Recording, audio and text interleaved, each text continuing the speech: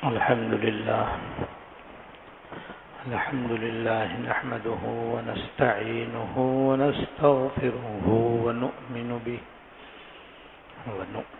به ونتوكل عليه ونعوذ بالله من شرور أنفسنا ومن سيئات أعمالنا من يهده الله فلا مضل له ومن يضلله فلا هادي له وأشهد أن لا إله إلا الله وحده لا شريك له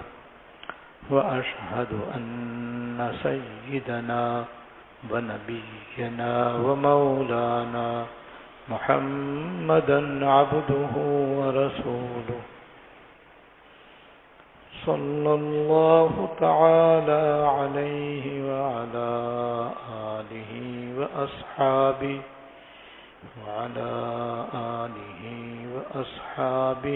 وبارك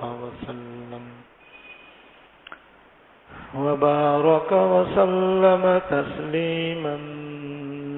كثيرا أما بعد فأعوذ بالله من الشيطان الرجيم بسم الله الرحمن الرحيم ولله على الناس حج البيت من استطاع إليه سبيلا ومن كفر فإن الله غني عن العالمين وقال تعالى وأتموا الحج والعمرة لله صدق الله العظيم. محترم حضرات اور معزز خواتین، میں سب سے پہلے آپ سب کو مبارکباد پیش کرتا ہوں کہ اللہ تعالیٰ کے فضل و کرم سے آپ سب نے اس سال حج بیت اللہ کا ارادہ کیا ہے. اللہ تعالیٰ مجھے بھی اور آپ کو بھی بار بار حرمین شریفین کی حاضری، مقبول اور مبرور حج اور مقبول عمرہ نصیب فرمائے، اور ہم سب کو ان سال حج اور عمرہ صحیح معتبر کتابوں کے مطابق کرنے کی توفیق عطا فرمائے. دعا بھی کرنی چاہیے اور کوشش بھی کرنی چاہیے. کسی بھی کام میں کامیابی کے دو ہی پہیے ہیں. نمبر 1 دعا، جو دل کی گہرائی سے ہو، دھیان اور توجہ کے ساتھ ہو. دوسرے محنت اور کوشش. عام طور پر جب یہ دو باتیں جمع ہو جاتی ہیں تو اللہ جل شانہ کے فضل و کرم سے وہ کام صحیح انجام پاتا ہے اور اللہ تعالیٰ کی بارگاہ میں مقبول ہو جاتا ہے. دعا کے ساتھ ساتھ صحیح حج عمرہ کرنے کا اہم حصہ یہ بھی ہے کہ ہم حج کی تیاری، عمرے کا طریقہ، حج کا طریقہ اور مدینہ طیبہ میں سرکار دو جہاں جناب رسول اللہ صلی اللہ علیہ وسلم کی خدمت میں حاضری کا مسنون طریقہ سیکھیں، سمجھیں اور پھر اس کے مطابق عمل کریں. اسی سلسلے میں آج کی یہ نشست رکھی گئی ہے۔ آج انشاءاللہ تعالی آپ کی خدمت میں حج کی تیاری کس طرح کریں اور عمرہ کرنے کا صحیح طریقہ کیا ہے، احرام کس طرح باندھنا چاہیے، اور عمرے سے فارغ ہو کر باقی ایام مکہ مکرمہ میں کس طرح گزارنے چاہیے، کیا کام کرنے چاہیے اور کن باتوں سے بچنا چاہیے، یہ بیان کیا جائے گا انشاءاللہ تعالی۔ اور آئندہ اتوار کو انشاءاللہ تعالی حج کے 5 دن اور حج کا طریقہ اور ضروری مسائل اور مدینہ طیبہ کی حاضری کے آداب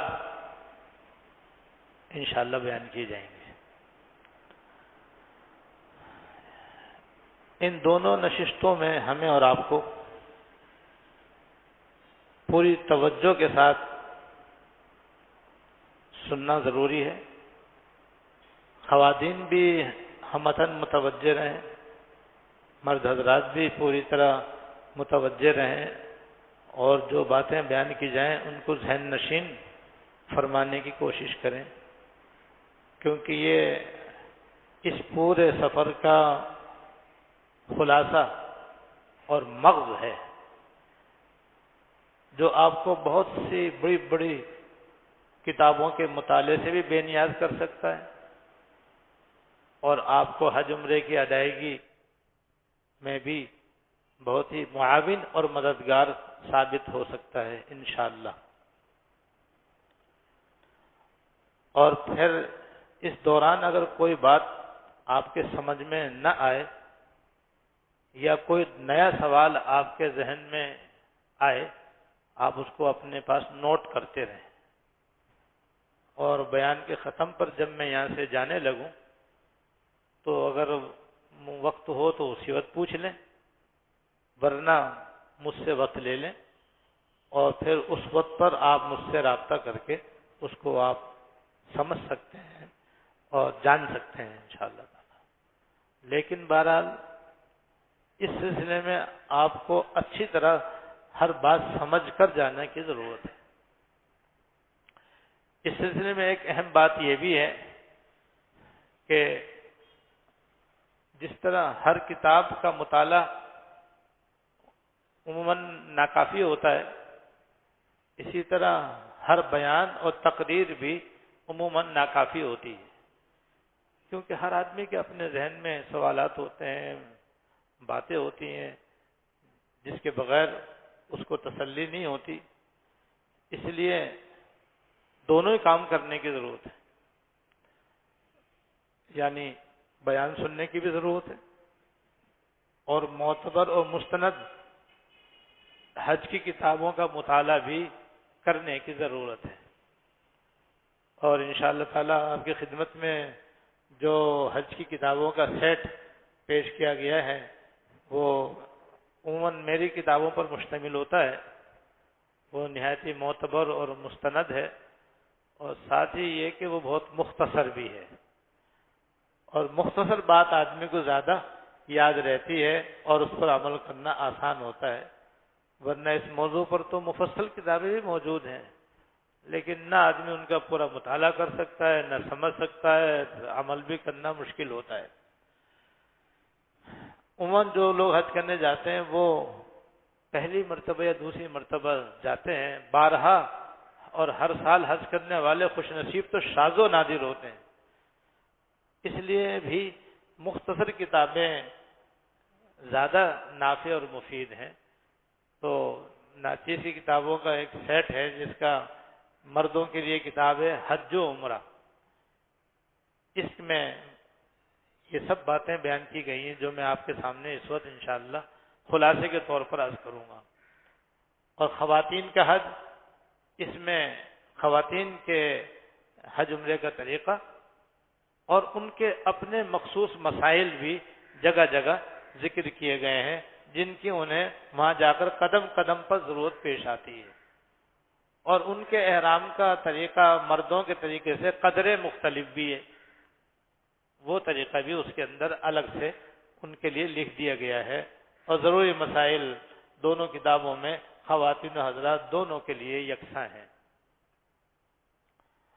اور ایک کتاب سے ان دونوں کا خلاصہ ہے، اس کا نام ہے حج کا طریقہ قدم بقدم۔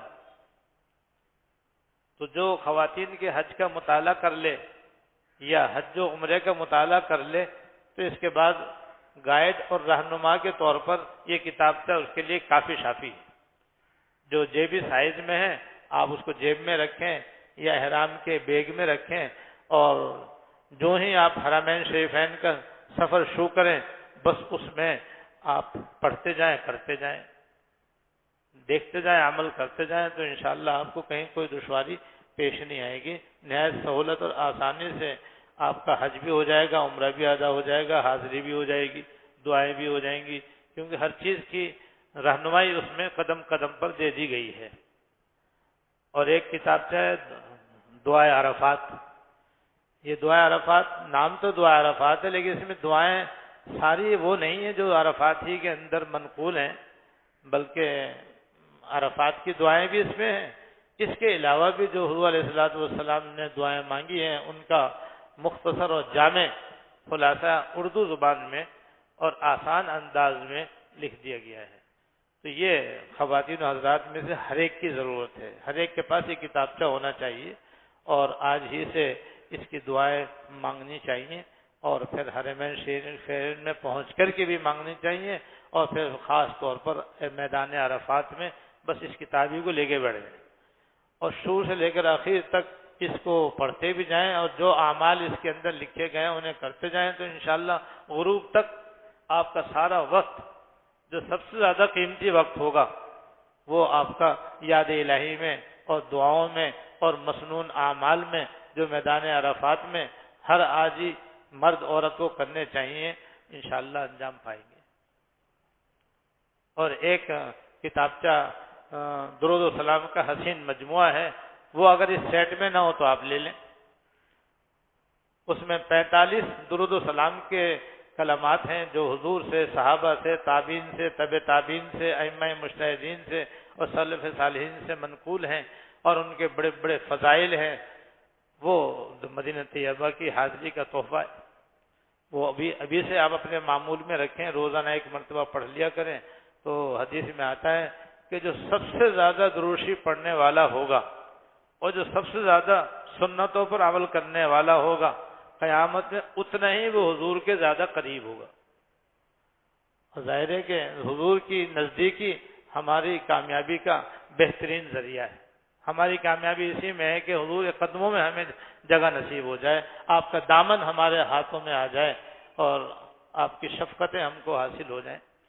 تو یہ دو عمل سے زیادہ حاصل ہوتی ہیں، باقی اعمال سے بھی ہوتی ہیں لیکن دو سے زیادہ حاصل ہوتی ہیں، ایک سنتوں پر عمل کرنے سے اور ایک درود شریف کثرت سے پڑھنے سے۔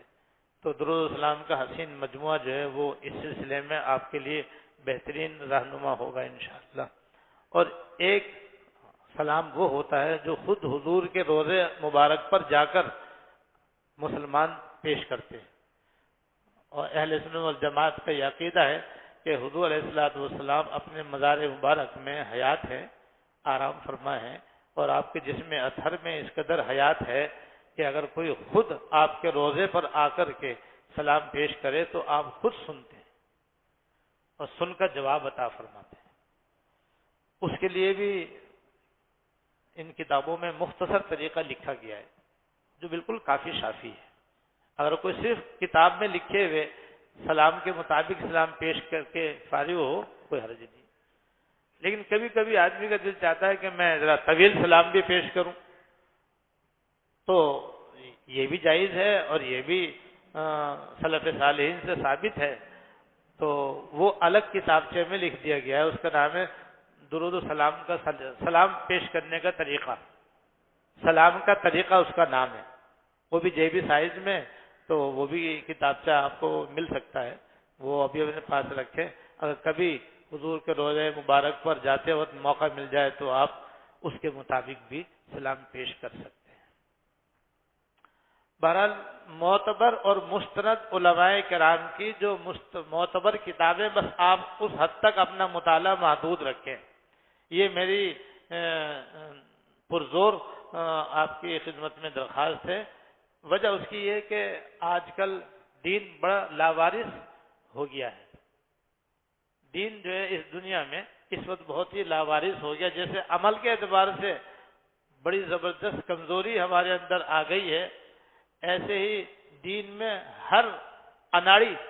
اور جاہل آدمی بھی دخل دینے لگا ہے۔ اگر کوئی غیر قانونی طور پر اور غیر مستند طور پر ڈاکٹر بن کر کلینک کھولے تو وہ تو غیر قانونی ہے اور مجرم ہے وہ۔ لیکن اگر کوئی دینی موضوعات کے اوپر جیسے حج ہے، عمرہ ہے، زکوٰۃ ہے، روزہ ہے، اگر کوئی اناڑی آدمی جو دین سے بالکل واقف نہیں ہے، عالم نہیں ہے، فاضل نہیں ہے، وہ جناب اس موضوع پر کتاب لکھ دے تو کوئی جرم نہیں ہے۔ یہ دین کے لاوارث ہونے کی علامت ہے۔ تو ہوتا یہ ہے کہ جو آدمی ایک دو حج کر لیتا ہے پھر وہ اپنے آپ کو الحاظ سمجھنے لگتا ہے اور پھر وہ اس لائق سمجھتا ہے اپنے آپ کو کہ میں بھی اس موضوع پر کتاب لکھ سکتا ہوں، اور پھر وہ لکھ بھی دیتا ہے۔ اور ایسی کتابیں ہمارے معاشرے کے اندر پھیلی ہوئی ہیں، جس کا نتیجہ یہ کہ اس میں بیشتر باتیں غلط ہوتی ہیں، مسائل غلط لکھے ہوئے ہوتے ہیں، اس لیے کہ وہ تو حج کے مسائل سے ناواقف تھے۔ وہ تو جیسے نماز پڑھنے سے آدمی نماز کے مسائل سے واقف نہیں ہوتا، روزہ رکھنے سے روزے کے مسائل سے آدمی واقف نہیں ہو سکتا، بالکل اسی طرح حج کرنے سے بھی آدمی حج کے مسائل سے واقف نہیں ہو سکتا۔ جب نہیں واقف ہو سکتا تو کتاب لکھے گا تو غلط لکھے گا۔ اور عموماً سرکاری طور پر جو کتابیں دی جاتی ہیں وہ بھی مستند علماء کی لکھی ہوئی نہیں ہوتی، نتیجہ یہ کہ اس کے اندر بھی مسائل کی بڑی غلطیاں پائی جاتی ہیں، اور ایسی کتابیں عموماً مفت بھی مل جاتی ہیں۔ بس جہاں بھی آپ جاؤ گے کہ معلوم ہو کہ آپ حج کرنے جا رہے ہیں، ہر آدمی اپنی کتاب آپ کی خدمت میں پیش کر دے گا۔ تو خدا کے لیے آپ غیر معتبر، غیر مستند علماء کی کتابیں ہرگز نہ لیں۔ کوئی دے بھی تو اپنے آپ انکار کر دیں، بس صرف مستند اور معتبر علماء کرام کی کتابیں ہی آپ اپنے مطالعے میں رکھیں۔ الحمدللہ وہ بھی اتنی ہے کہ آپ پورے سفر میں مطالعہ کریں تو پوری نہیں ہوں گی۔ جب اتنا معتبر اور مستند ذخیرہ اردو میں موجود ہے تو وہی ہمارے لیے انشاءاللہ تعالی مشعل راہ ہے اور ہمارے لیے کافی شافی ہے۔ لیکن عام لوگوں کی کتابیں ہرگز اپنے مطالعے میں نہ رکھیں۔ ایسی بعض لوگ حج اور عمرے کا طریقہ سکھانے کے لیے غیر شرعی اور ناجائز طریقے بھی اختیار کرتے ہیں، جیسے حج کی فلم دکھلانا شروع کر دیتے ہیں، یا ایسے طریقے سے لوگوں کو حج کا طریقہ سکھاتے ہیں جس میں مردوں اور عورتوں کا بے حجابانہ مخلوط اجتماع ہوتا ہے۔ تو بھی دین کی باتیں تو دین کے طریقے سے سیکھنا بتانا ضروری ہے، سیکھنا سمجھنا ضروری ہے۔ ناجائز طریقے اختیار کرنے کی اجازت نہیں ہے، اس سے آپ فائدہ نہیں اٹھا سکتے، الٹا گنہگار ہو سکتے ہیں، اس لیے ان سے بھی بچنا چاہیے۔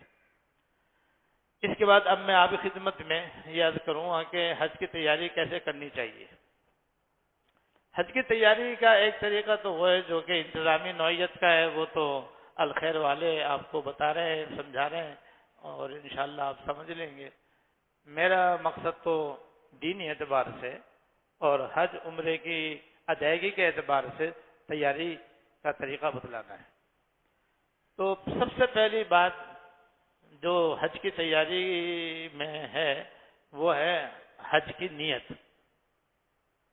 کیونکہ سارے اعمال کا دار و مدار نیت پر ہے۔ جیسے نیت ہوگی ویسے عمل ہوگا، ویسے اس کا نتیجہ ہوگا، ویسے اللہ تعالیٰ کے یہاں اس کا اجر و ثواب یا اجر و ثواب نہ ہونا ہوگا۔ تو ہر مسلمان مرد عورت کی نیت یہ ہونی چاہیے کہ یا اللہ میں یہ حج صرف اور صرف آپ کی رضا کے لیے کرتا ہوں، یا اللہ یہ حج میں آپ کو راضی کرنے کے لیے، آپ کی خوشنودی حاصل کرنے کے لیے،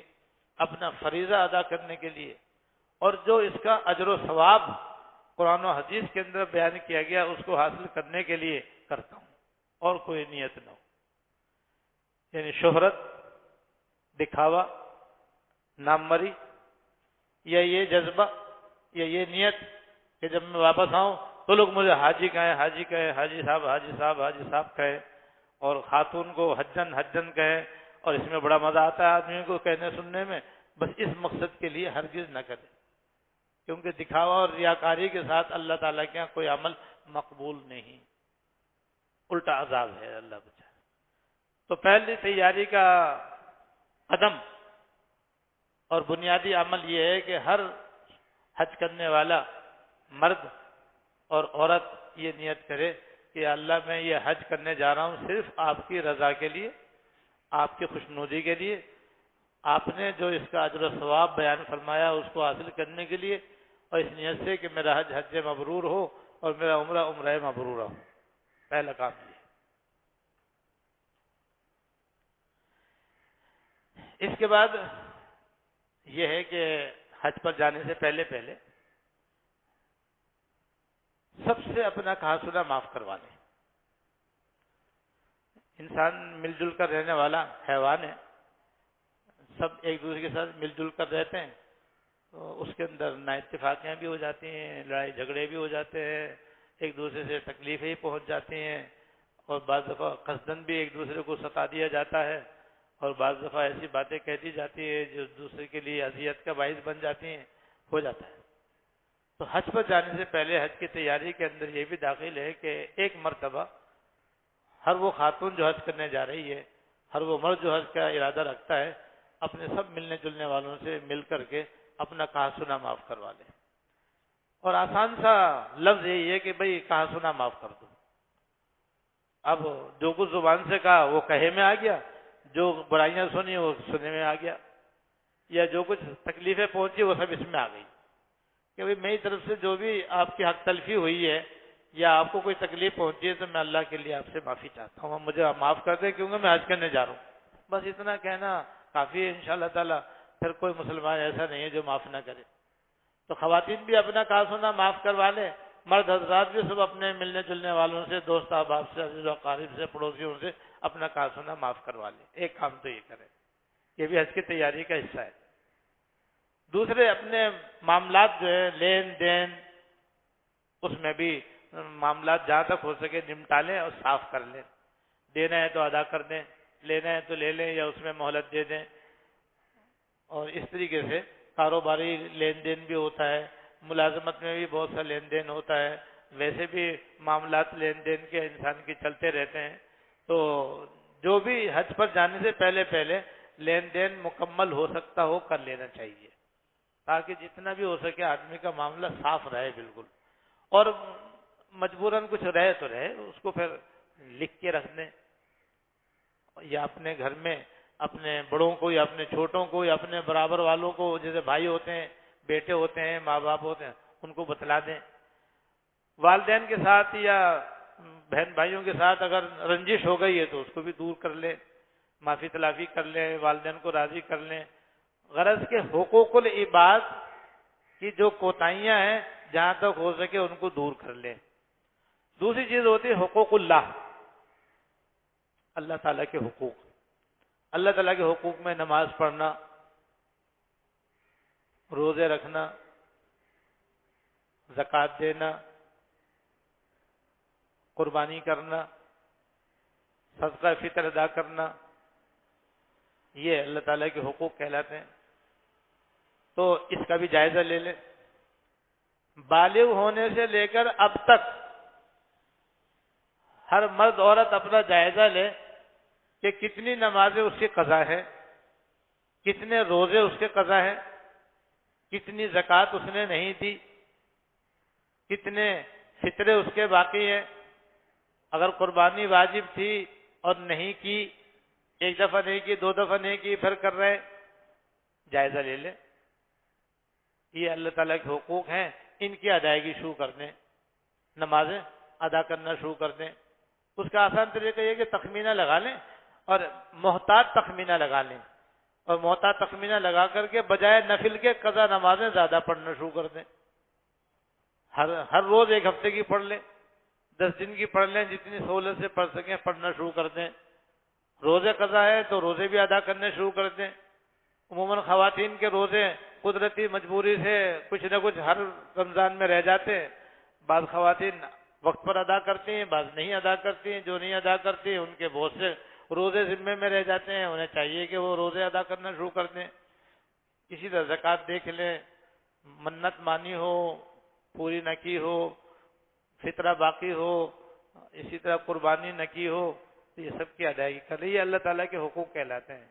حج پر جانے سے پہلے اللہ تعالیٰ کے حقوق میں جو کمی بے ہے اسے بھی دور کر لے، اور بندوں کے حقوق میں جو کمی کوتا ہے اسے بھی دور کر لے۔ یہ حج کو مبرور بنانے میں یہ اس کا بڑا دخل ہے، اور اس سے بڑی مدد ملتی ہے۔ اس لیے جتنا آپ بندوں کا حق ادا کر کے جائیں گے اور اللہ تعالیٰ کا حق ادا کر کے جائیں گے، اتنا ہی زیادہ آپ کے لیے حج کرنا، عمرہ کرنا آسان ہوگا اور انشاءاللہ مقبول ہوگا۔ اس کے بعد سفر پر جانے سے پہلے اپنے اہل و عیال کا اپنے سفر سے واپس آنے تک کا نان نفقے کا انتظام کر کے جائیں، خرچہ دے کر کے جائیں، تاکہ آپ کے پیچھے سے آپ کے بیوی بچے پریشان نہ ہو اور ان کو کسی قسم کی کھانے پینے کی کوئی تکلیف نہ ہو، اس کا بھی انتظام کر کے جائیں۔ اس کے بعد جب سفر حج کا آغاز ہو، جب تاریخیں آپ کو معلوم ہو جائیں گے تو انشاءاللہ کراچی سے آپ کی روانگی ہوگی، تو روانگی سے پہلے 2 رکعت اپنے گھر میں سفر کی نیت سے پڑھیں۔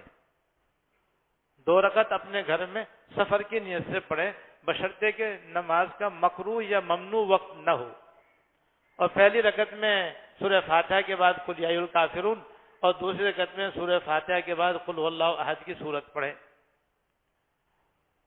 اور سفر کی نیت سے 2 رکعت پڑھ کے پھر دعا کرے، اور دعا میں خاص طور سے جو دعائیں ہیں وہ تو سب مانگیں، یہ بھی دعا کر سکتے ہیں کہ یا اللہ اس موقع پر یعنی سفر پر جاتے وقت سرکار دو عالم صلی اللہ علیہ وسلم نے آپ سے دنیا اور آخرت کی جتنی بھلائیاں مانگی ہیں سب مجھے عطا فرما، اور جن جن چیزوں سے پناہ مانگی ان سب سے پناہ عطا فرما، اور سفر کے موقع پر جتنی حضور نے دعائیں مانگی ہیں میری طرف سے بھی قبول فرما۔ اب یہ تو بالکل آسان ہے،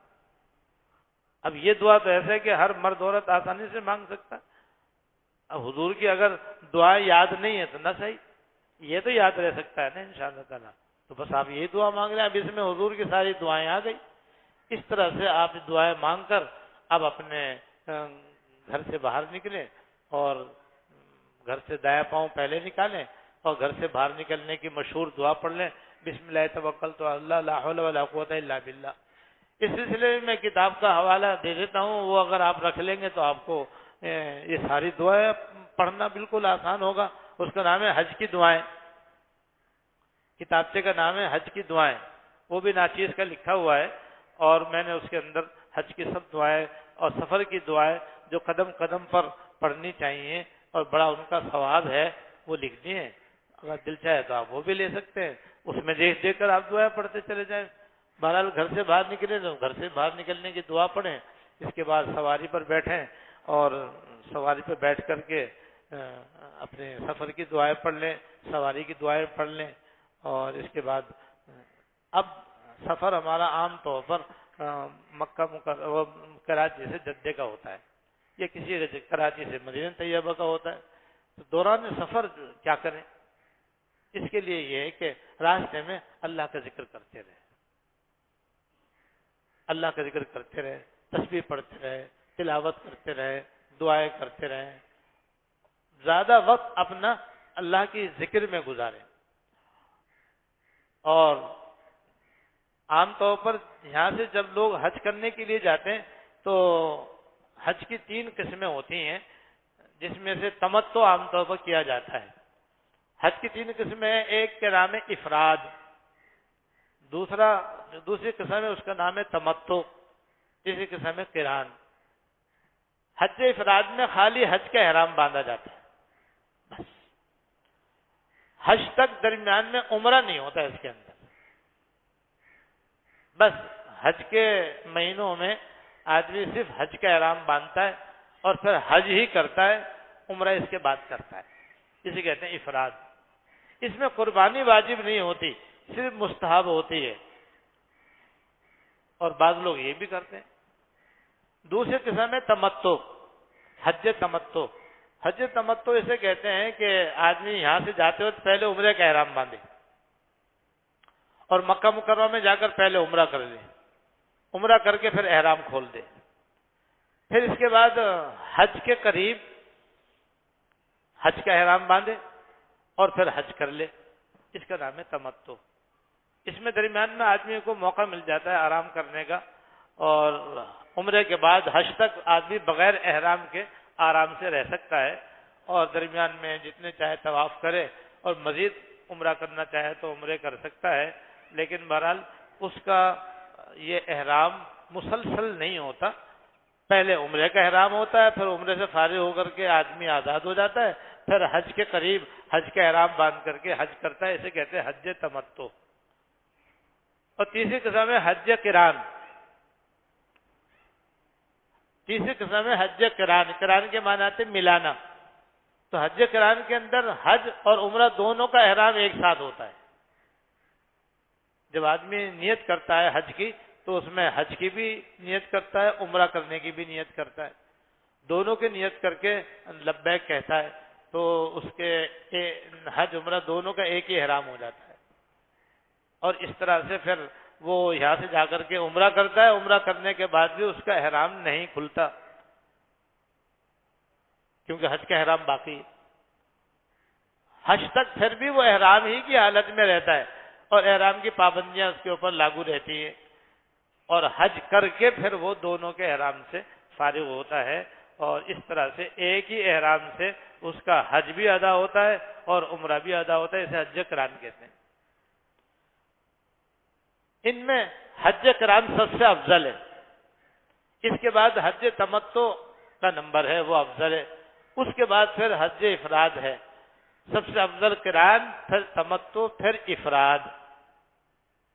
عام طور پر چونکہ حج کرنے والے خواتین و حضرات حج تمتع کرتے ہیں، اس لیے اسی کا طریقہ میں آپ کی خدمت میں پیش کروں گا، اور اس کا خلاصہ یہ ہے کہ جب آپ یہاں سے سفر پہ روانہ ہوں گے تو آپ صرف عمرے کا احرام باندھیں گے، اور اس میں عام طور پر میں یہ مشورہ دیا کرتا ہوں کہ حج کے احرام کی نیت سے 2 رکعت نفل پڑھ لیں، چاہے اپنے گھر میں چاہے ایئرپورٹ میں بورڈنگ کارڈ لینے کے بعد 2 رکعت نفل پڑھ لیں، مکروہ وقت نہ ہو، اور پہلی رکعت میں سورہ فاتحہ کے بعد قل یا الکافرون پڑھ لیں، اور دوسری رکعت میں سورہ فاتحہ کے بعد قل هو اللہ احد کی صورت پڑھ لیں، دوسری کوئی صورت پڑھنا بھی بالکل جائز ہے۔ 2 رکعت نفل پڑھ لیں، اور 2 رکعت نفل پڑھ کے پھر ابھی آپ عمرے کی نیت اور تلبیہ نہ کہیں، بلکہ آپ ایئرپورٹ پر ہی بیٹھے رہیں، اللہ کا ذکر کرتے رہیں۔ اس کے بعد جب جہاز میں آپ بیٹھ جائیں اور جہاز اڑ جائے، اور اڑ کر بھی تقریباً 1 گھنٹہ گزر جائے، اب آپ اپنا سر کھول لیں، اور سر کھول کر کے اگر سلے ہوئے کپڑے آپ ایئرپورٹ پر ہی بدل لیں یا اپنے گھر میں بدل لیں، سلے ہوئے کپڑے اتار کر کے احرام کی چادریں آپ وہیں بدل لیں، تاکہ جہاز میں آپ کو نہ بدلنا پڑے، اور وہاں پہ ذرا دشواری ہوتی ہے بدلنے میں۔ تو نفل بھی پڑھ لیا آپ نے، سلے ہوئے کپڑے بھی اتار لیے، اب صرف نیت اور تلبیہ کہنا باقی ہے۔ تو یہ کام آپ جہاز میں بیٹھ کر 1 گھنٹے کے بعد سر کھول کر کے اب آپ نیت کر لیں کہ اللہ میں آپ کی رضا کے لیے عمرے کا احرام باندھتا ہوں، آپ اسے قبول کر لیجئے، میرے لیے آسان کر دیجئے۔ اس کے بعد فوراً آپ لبیک پڑھ لیں، اور جب بھی آپ تلبیہ پڑھیں گے 3 دفعہ پڑھیں گے، اور مرد حضرات جب بھی پڑھیں گے درمیانی آواز سے پڑھیں گے، خواتین جب بھی پڑھیں گی آہستہ آواز سے پڑھیں گی، اور اس کے بعد پھر یہ دعا درود شریف پڑھیں، درود شریف پڑھ کے یہ دعا کر لیں، اے اللہ میں آپ سے آپ کی رضا اور جنت مانگتا ہوں، آپ کی ناراضگی اور دوزخ سے پناہ مانگتا ہوں۔ اس طرح سے آپ جہاز میں آپ نیت کر لیں، اب آپ کا احرام بن گیا، اور یہ عمرے کا احرام ہے آپ کا۔ اس کے بعد خواتین بھی ایسے ہی کریں کہ وہ بھی اپنے گھر میں یا ایئرپورٹ پر وہ نفل پڑھ لیں، لیکن ابھی عمرے کی نیت نہ کریں، وہ بھی جہاز میں جا کر کے بیٹھ جائیں۔ جب جہاز کو اڑے ہوئے 1 گھنٹہ 2 گھنٹہ گزر جائے تو پھر وہ بھی اپنے چہرے کو کھول لیں اور اپنے چہرے کے سامنے کوئی ہیٹ نما کوئی ایسی چیز لگا لیں جس میں نقاب چہرے سے دور پڑی رہے، تاکہ نام میرا مردوں سے پردہ بھی ہو جائے اور نقاب چہرے سے دور بھی رہے۔ اور پھر وہ بھی تلبیہ پڑھ کے نیت کر کے تلبیہ پڑھ لے، وہ بھی نیت کر لے، یا اللہ میں آپ کی رضا کے لیے عمرہ کے احرام باندھتی ہوں، آپ اسے قبول کر لیجئے، میرے لیے آسان کر دیجئے۔ اس کے بعد پھر 3 دفعہ تلبیہ پڑھ لے، اور تلبیہ پڑھنے کے بعد درود شریف پڑھ کر وہ بھی یہ دعا کر لے کہ اللہ میں آپ کی رضا اور جنت چاہتی ہوں، آپ کی ناراضگی و دوزخ سے پناہ مانگتی ہوں۔